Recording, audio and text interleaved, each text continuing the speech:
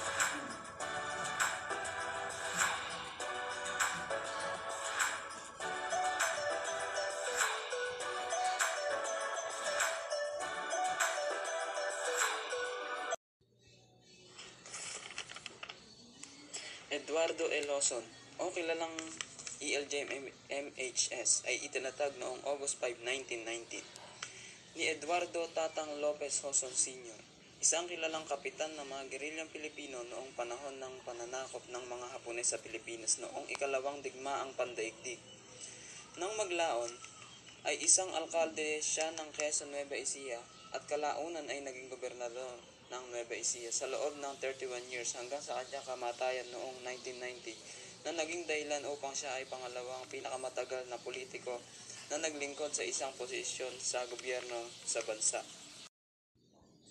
Ang sunod naman naming pupuntahan ay ang bayan ng Quezon.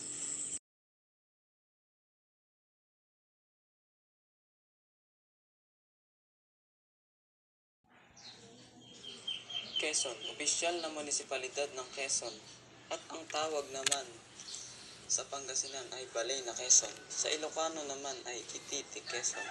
Sa Tagalog ay Bayan ng Quezon. Sa Espanyol ay Munisipyo de Quezon. Ang Quezon ay pang-apat na munisipalidad sa lalawigan ng Nueva Ecija. Kaya tinawag ng Quezon ang Bayan ng Quezon dahil sa ikalawang Pangulo ng Pilipinas na si Manuel L. Quezon.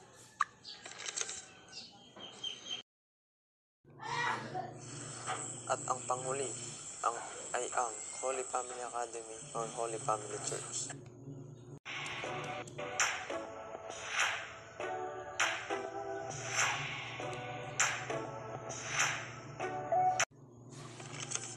Holy Family Academy or Holy Family Church.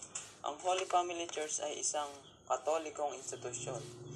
Ito ang unang paaralan ng sekundarya na itinatag sa Quezon, Nueva Ecija ni Horacio M. Cabiling noong 1958. Noon ay kura paroko ng Quezon, Nueva Ecija. Binuksan ang Holy Family Church para sa antas ng pag-aaral sa preschool at grade school.